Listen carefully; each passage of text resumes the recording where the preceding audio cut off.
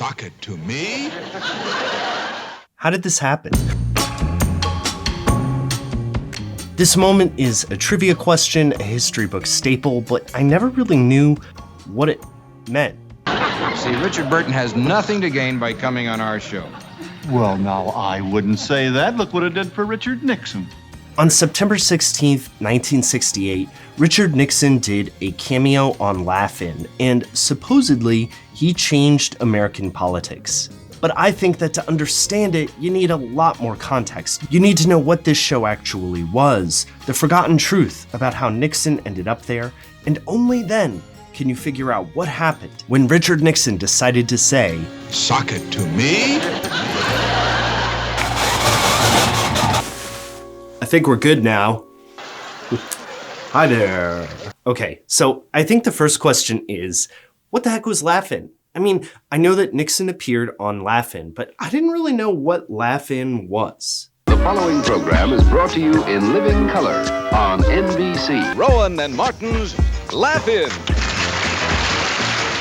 Apologies to my baby boomer viewers, but I had no idea when I came across this piece of trivia in books or on websites, and I think it's really important to understand just how weird this Richard Nixon cameo was.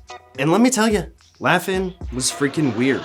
I went deep on it. I read 2 Laugh-In books in a college library, and I watched so many crazy episodes of this show. Rowan and Martin's Laugh-In aired a pilot episode in 1967 and was picked up for series in 1968. Dan Rowan and Dick Martin, they were an old comedy team who headed up this very youth-focused 1960s show. It ran for 6 seasons, but that actually undersells what a huge success it was. This is Laugh-In's spin-off magazine, and this thing sold 300,000 copies a month. In 1968 and 1969, Laugh-In was the #1 show in the country. Period. #1. It had a 31.1 rating, which basically means that a third of all television-owning homes in the country were watching Laugh-In. It made Tiny Tim a national figure overnight. This is Tiny Tim.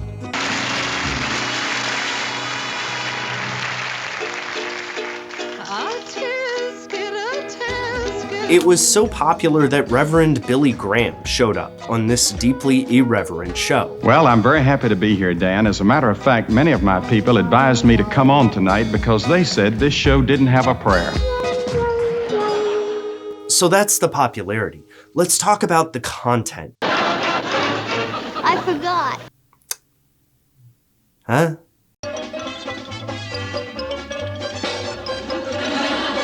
I'm trying to discuss the content. Well, Neto.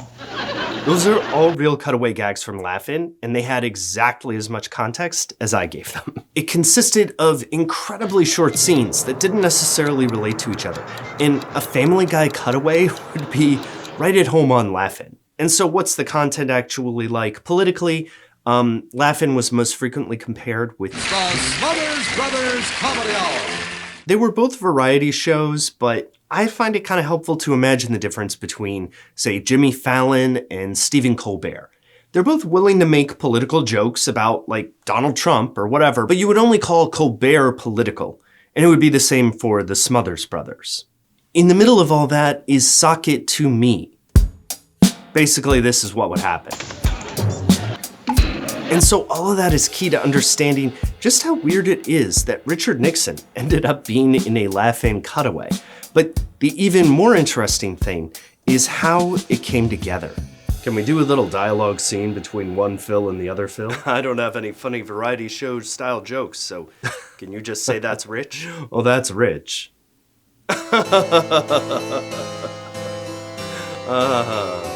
I think the natural first instinct when you see Nixon do a cameo on Laugh-In is to imagine some media handler pushing him into a cameo, and that is totally not the case. That's why you need to know about a man named Paul Keyes. Yeah, Paul Keyes, was that the president? Was he wanting to speak with him? Yes, just a moment, okay. please. This is Paul Keyes in the obituary the Boston Globe printed in 2004. He was a big producer on Laugh-In, and very unusual for Hollywood in 1968, he was a conservative. he met the future president when Nixon appeared on The Jack Paar Show, which was kind of the predecessor merged with The Tonight Show.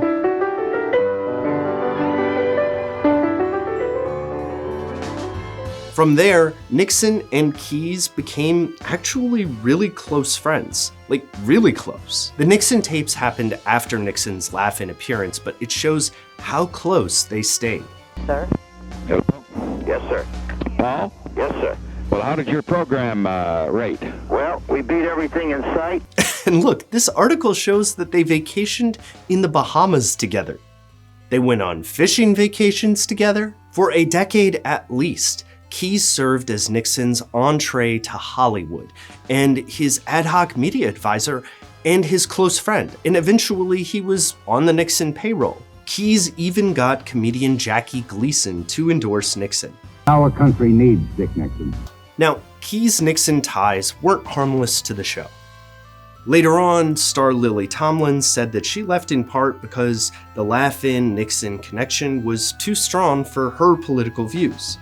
But the reason it all happened wasn't because Nixon's advisors told him to try to appeal to the youth vote. They told him not to go on the show. It was because Nixon had a close friend that he went on and he said, Sock it to me?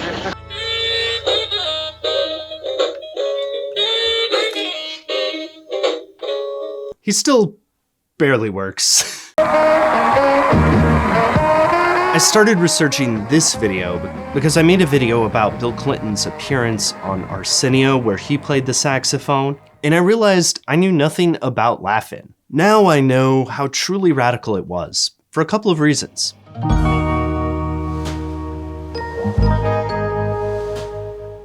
First, Laugh-In was a more popular and unusual show than I had ever realized.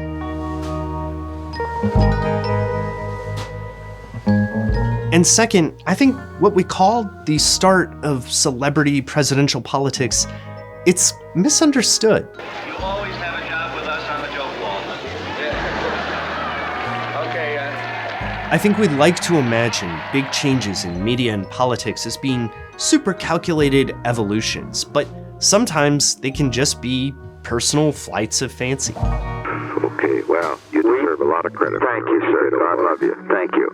Yeah. So do you, for other reasons. Right. If you'd like to go to Florida, you're welcome. Thank you, sir, but I have to get back.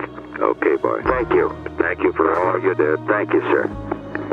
And Richard Nixon trusted his friend enough to believe that he wouldn't actually sock it to it. I don't think we could get Mr. Nixon to stand still for a socket to me. All right, thank you for watching. If you haven't been here before, this is a personal channel where I post personal videos, history videos, stuff like that. This video was actually inspired by an exchange in the comments in that Bill Clinton video that I mentioned. And I realized, yeah, I just knew nothing about Laugh-In or about why Nixon actually showed up on the show. And so that's kind of what I'm trying to do with this What Really Happened playlist, is take all these pre-digested moments and analyze what was really going on at a human scale, political scale, whatever.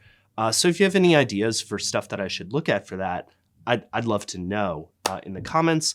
Otherwise, I'd appreciate it if you subscribe and join me for the next video. And until then, I'll leave you with a Laugh-In cutaway joke to close this out.